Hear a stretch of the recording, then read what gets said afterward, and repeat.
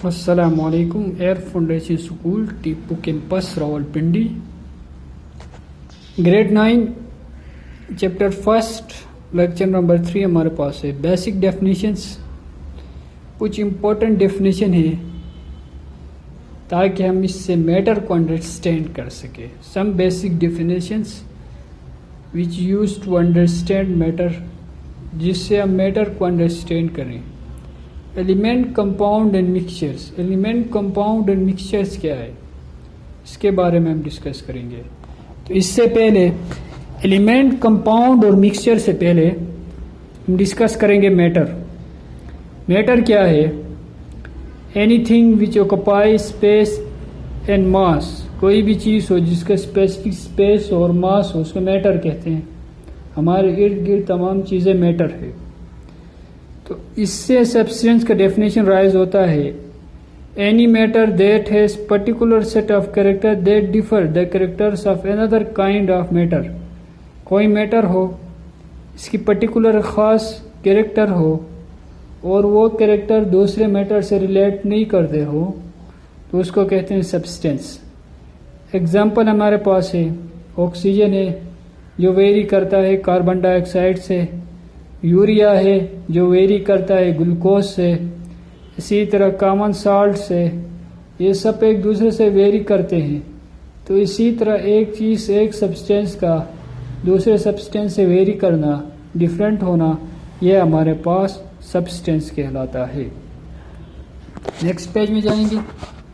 Definition of element.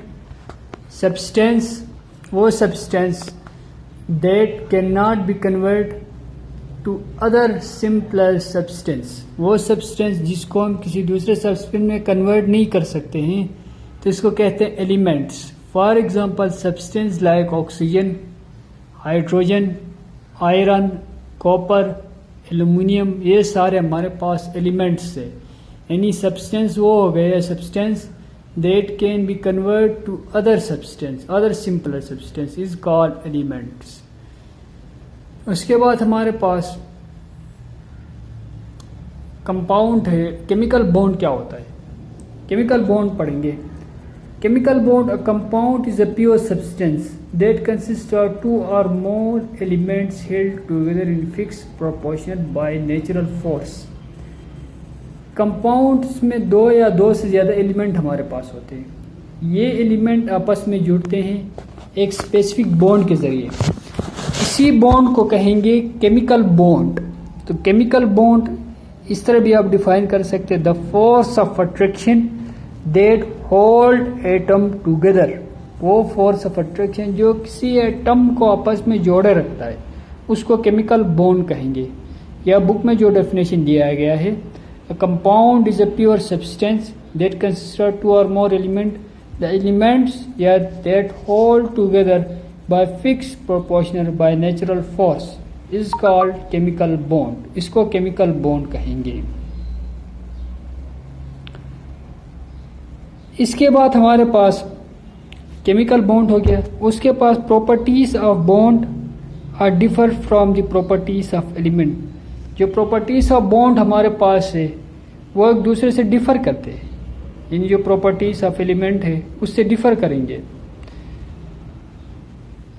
Properties compound और properties of element हमारे पास डिफर है। For example water, carbon dioxide, copper sulphate, sodium chloride ETC are compound. ये compound है। Element are and compound है uniform composition throughout. इनका एक uniform का, लेकिन properties of compound are different from the properties of the element. यानी compound की जो प्रॉपर्टीज और खुसूसियत होगी वो डिफर होगा एलिमेंट से। किस तरह होगा? हाइड्रोजन एक एलिमेंट जिसके प्रॉपर्टी रिलेट नहीं करेगा किसी कंपाउंड के साथ, यानी वाटर के साथ, क्योंकि वाटर का प्रॉपर्टी डिफरेंट। वाटर कंपाउंड है। कंपाउंड एक या एक से ज़्यादा एलिमेंट आपस में मिलकर बनते हैं, इसको कंपाउंड कहेंगे। जिसमें देखें वाटर में दो से ज़्यादा एलिमेंट मिलकर बने हैं। एक तो हाइड्रोजन मिला है और ऑक्सीजन ऊपर से मिला है, तो 2 हाइड्रोजन हो गए, एक ऑक्सीजन, फिर वाटर मॉलिक्यूल बन गया। इसी तरह ग्लूकोज है, कार्बन डाइऑक्साइड है, कार्बन है और ऑक्सीजन है।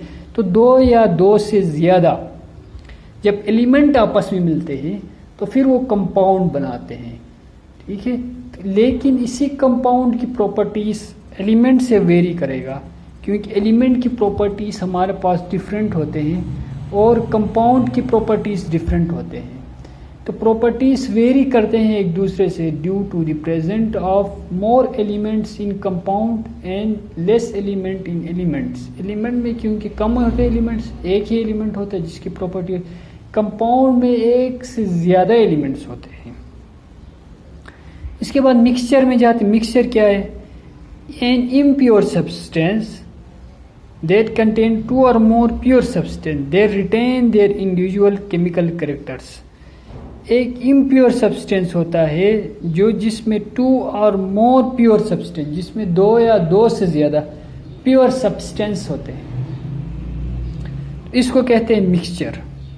An impure substance that consist of two और more pure substance that retain their individual chemical characters, जिसमें उसके इंडिविजुअल केमिकल कैरेक्टर्स रिटेन होते हो, इसको मिक्सचर कहते हैं। ठीक है। A mixture can be convert into और more pure substance by physical method. Physical method के जरिए हम मिक्सचर को प्योर सब्सटेंस में कन्वर्ट कर सकते हैं। एग्जांपल में हमारे पास क्या है? Example of mixture are air, water contain dissolve oxygen, table salt dissolve in water, salt plus sand ETC। तो ये हमारे पास मिक्सचर है। सॉल्ट है, इसको आप डिजोल्व करते हैं किसके अंदर? पानी के अंदर। तो ये हमारे पास क्या बन गया? एक मिक्सचर है। तो mixture an impure substance that contain two और मोर प्योर सब्सटेंस। सॉल्ट है pure substance, water pure substance है। तो ये दोनों आपस में मिल गए तो फिर क्या हो गया? मिक्सचर बन गया। An impure mixture that contain two और मोर प्योर सब्सटेंस, जिसमें टू और मोर प्योर सब्सटेंस भी हमारे पास आ गए। मिक्सचर के हमारे पास दो टाइप्स है, एक होमोजीनियस मिक्सचर है और एक हमारे पास हेट्रोजीनियस मिक्सचर है। मैंने पेन से निशान लगवाया है। Mixture that consist of two और more visible different components is called heterogeneous mixture. दो या दो से ज़्यादा विजिबल डिफरेंट कंपोनेंट्स, उसको हेट्रोजीनियस मिक्सचर कहते हैं। For example salt plus sand plus salt. Sand plus salt का जो मिक्सचर है वो हमारे पास टू हेट्रोजीनियस मिक्सचर हो। इसी तरह oil floating on water, oil और वाटर दोनों डिजोल्व नहीं होंगे क्योंकि हमारे पास जो प्रिंसिपल है solubility principle, like dissolve like, जैसे कोई सोल्यूशन है वो इसी तरह ही डिजोल्व होगा।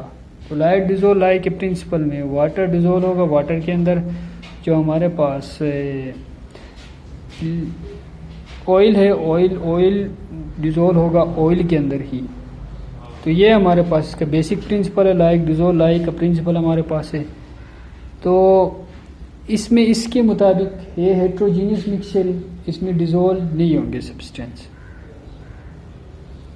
इसके बाद हमारे पास होमोजीनियस मिक्सचर क्या है? Mixture consist of only one face is called homogeneous mixture. वो मिक्सचर है जिसका एक ही फेस हो, इसको होमोजीनियस मिक्सचर कहते हैं। कोई दूसरा ये फर्ज करे, example sugar mix in water, sugar को आप मिक्स करते हो वाटर के अंदर। Salt dissolve in water, salt को डिजोल्व करते हो वाटर में। तो इसमें ये हमारे पास हो गया, क्या हो गया? हेट्रोजीनियस मिक्सचर हो गया और होमोजीनियस मिक्सचर हो गया। और हेट्रोजीनियस में दो या दो से ज़्यादा pure substance, salt and sand, इसको डिजोल्व करता हो वाटर में। तो ये हमारे पास जो मिक्सचर बनेगा उसको हेट्रोजीनियस मिक्सचर कहेंगे। और इसी तरह साल्ट है, इसको डिजोल्व करते हो वाटर में, तो एक ही साल्ट हो गया, एक प्योर सब्सटेंस हो गया, जो डिजोल्विंग लिक्विड हो गया। तो जो डिजोल्व होता है उसको हम सॉल्वेंट कहते हैं, जिसमें डिजोल्व होता है। और जो सब्सटेंस डिजोल्व होता है उसको सोल्यूट कहते हैं। तो जो हमारे पास आगे बेसिक सोल्यूशन के चैप्टर में हम इसको बेसिक स्टडी करेंगे प्रॉपरली। लेकिन इसमें एक चीज़ याद रखें, जिसमें जो सब्सटेंस हम डिजोल्व करते हैं उसको सोल्यूट कहते हैं और जिसमें ये डिजोल्व होता है उसको सॉल्वेंट कहते हैं। तो सोल्यूट हमारे पास साल्ट है और सॉल्वेंट हमारे पास वाटर है। अगर सोल्यूट और सॉल्वेंट आपस में डिजोल्व होते हैं तो इसको होमोजीनियस मिक्सचर कहेंगे। In fact, the entire physical world is made up of mixture of element and compound, most of its compound are made up of molecule. पूरा फिजिकल वर्ल्ड किससे मिलके बना है? Made up mixture of element and compound, different element और compound से मिलके बना है। Most of it components are made up of molecule, ज़्यादातर इसके कंपोनेंट किस चीज़ से बने? मॉलिक्यूल से मिलके बने हुए हैं। इसके बाद हम स्टडी करेंगे atomic number, mass number. Atomic number हमारे पास क्या है? The number of proton in the nucleus of an atom is known as atomic number. इतने नंबर ऑफ प्रोटॉन हमारे पास है न्यूक्लियस के अंदर, इसको एटॉमिक नंबर कहेंगे। The number of proton in the nucleus of atom, number of proton. Hydrogen में देखे प्रोटॉन 1 है, ठीक है, इसका एटॉमिक नंबर 1 होगा। इसी तरह हीलियम में कितने प्रोटॉन है? 2 है, तो इसका एटॉमिक नंबर 2 होगा। और कार्बन में प्रोटॉन 6 है, तो इसका एटॉमिक नंबर 6 होगा। For example, there is only 1 proton in the nucleus of an hydrogen atom, therefore it atomic number is 1। All the atom of the given element have same number of proton and therefore the same atomic number. Do you know the total number of proton and neutron in the atom is known as atomic mass? उसको atomic mass क्या होगा? जितने number of proton है, total number of proton and neutron, total number of proton and neutron को जो nucleus of an atom में जो present होते हैं उसको atomic mass कहेंगे। एटॉमिक मास में हम जितने नंबर ऑफ प्रोटॉन है और जितने total number of neutron and proton, neutron और प्रोटॉन की तादाद को हम एटॉमिक नंबर कहेंगे।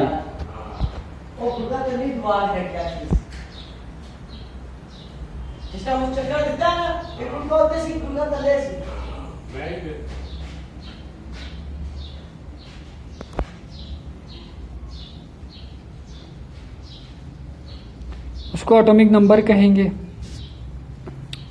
Atomic number and mass number हमारे पास हो गया। नीचे एक एग्जांपल हमारे पास है जिसमें determine the number of proton and neutron in atom, जिसमें हमें नंबर ऑफ प्रोटॉन और न्यूट्रॉन डिटरमाइन करना है। किस तरह नंबर ऑफ प्रोटॉन डिटरमाइन करेंगे? Determine the number of proton and neutron in atom, number of proton और न्यूट्रॉन कैसे डिटरमाइन करेंगे? प्रॉब्लम सॉल्व करके दिखाया है। तो number of neutron is equal to mass number and atomic number. Mass number और atomic number को हम माइनस करेंगे, माइनस करेंगे तो इसमें जो आएगा वो हमारे पास प्रोटॉन की तादाद है। एटॉमिक नंबर हमारे पास दिए गए एलिमेंट 17 है, मास नंबर 35 है। इनको हम माइनस करेंगे तो जो हमारे पास आएगा वो क्या आएगा? इसका atomic number of proton neutron आएंगे हमारे पास। देखिए नेक्स्ट पेज में हमारे पास देखिए number of proton atomic number 17 है। इसी तरह number of neutron is equal to mass number and atomic number, इनको माइनस कर 18 आ गया। ये हमारे पास इसके बाद क्वेश्चन है 18 हमारे पास आ गया। इसके बाद जो हमारे पास नेक्स्ट टॉपिक है वो है relative atomic mass and atomic mass units. Relative atomic mass क्या होता है और एटॉमिक मास यूनिट क्या होता है, ये हमारे पास नेक्स्ट टॉपिक हमारे पास होगा इसका, रिलेटिव एटॉमिक मास यूनिट का। यहाँ तक हो गया हमारे पास, ये बेसिक डेफिनेशंस आ गए। इसके बाद कुछ यहाँ पे साइंटिफिक इंफॉर्मेशन दिया गया है। Bad breath may be good for you, the chemistry of garlic is not simple. Garlic के बारे में दिया गया है। Garlic contain more than 200 compounds.